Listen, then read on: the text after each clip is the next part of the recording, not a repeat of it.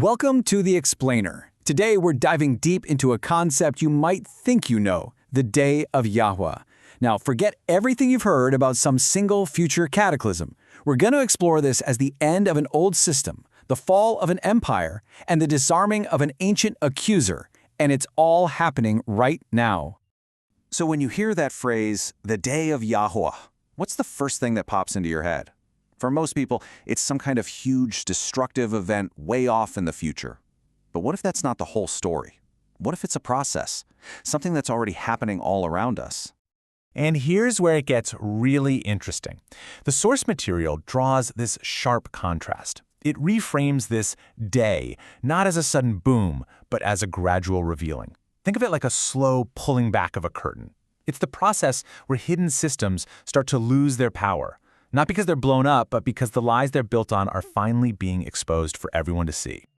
This verse just nails the idea that this is a present-day reality. Look at that word, now. Not someday, but now. This isn't about waiting for a future verdict. The source says this casting out isn't about some cartoonish devil getting thrown down, but about the ongoing collapse of an entire adversarial way of thinking that has ruled the world through accusation and envy. Okay, so to really get what's being revealed, we first have to understand the system that's being exposed. And according to the text, this whole adversarial order, well, it all starts with an archetype, Cain. This right here is a huge shift in thinking. We're asked to see Cain not just as some guy in a story from long ago, but as the actual blueprint for a system, a mindset, a way of being that's built on envy, on opposition, and on refusing to take personal responsibility. So what does that look like in the real world? Well, it's going through the motions without any heart. It's working hard, but without any real trust. It's that spirit that sees someone else operating in faith and immediately feels that jealous burn. And the big one? It refuses to deal with its own inner turmoil and instead lashes out, killing the very thing that exposes its own failure. The text argues that this is the shaky foundation that cities, economies, and even religions are built on. Huge structures, symbolized by Rome, all built without true repentance. And right alongside Cain, we get another key figure in this system, Esau. His story isn't about one big mistake. It was a slow hardening of the heart. He came to despise his spiritual inheritance. You see, while Jacob is wrestling with the divine, Esau just becomes numb to it. He's the part of the system that loses all spiritual feeling, which makes a world of accusation and opposition even possible. Now this is really fascinating. The source material totally strips away the mythology of a rival god and takes us right back to the original Hebrew meaning of Satan. It's not a name, it's a job description. A Satan is an adversary, an accuser, someone who obstructs. It's a function. So where does this adversarial function operate? Well, it takes root in any system, any government, any family, any heart, where these conditions are met. Wherever accusation shouts louder than love, wherever past trauma is used as a weapon, wherever the desire to dominate others takes the place of simple obedience. And the results, the fruits of this system are always the same: theft, death, and destruction. So if this adversarial system is so widespread, where's the turning point? Well, according to this perspective, the decisive moment, the great unmasking, it all happens at the cross. At the cross, something definitive happened to all these adversarial powers and authorities. They weren't just scheduled for a future defeat, they were, in that very moment, disarmed.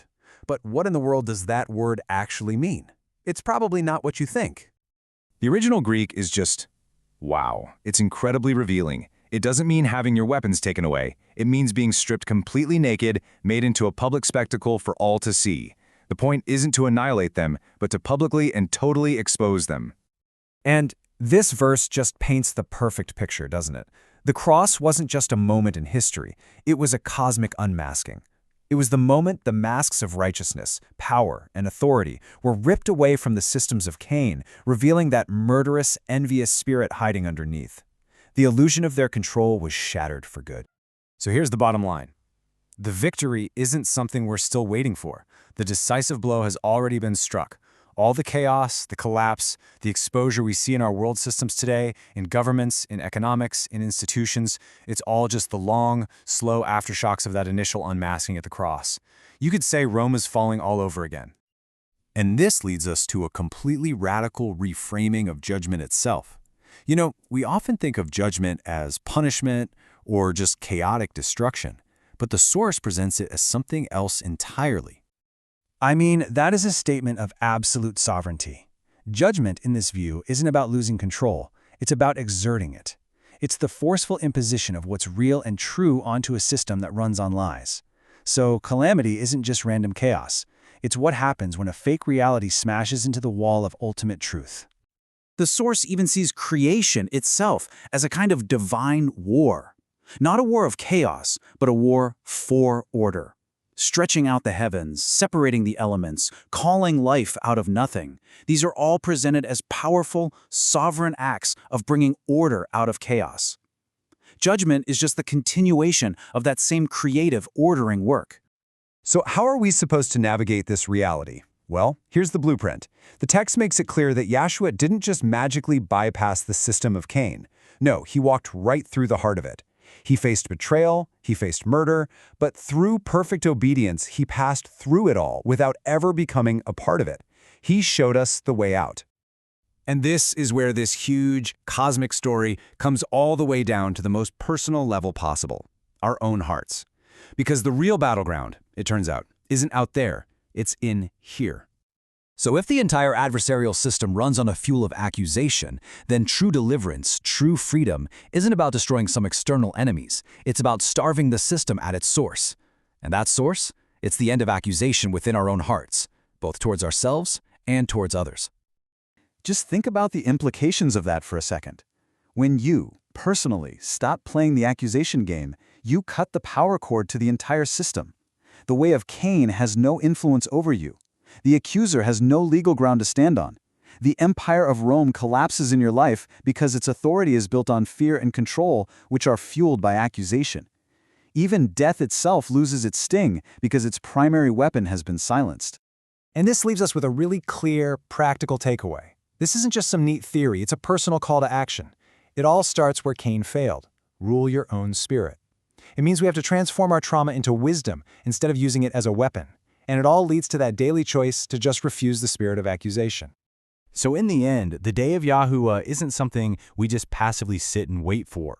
It's a process that we are all actively a part of. It's an ongoing exposure of what's false and revealing of what's true. And that leaves us with one last, pretty big question to think about. As this great unveiling continues, what is being revealed in you?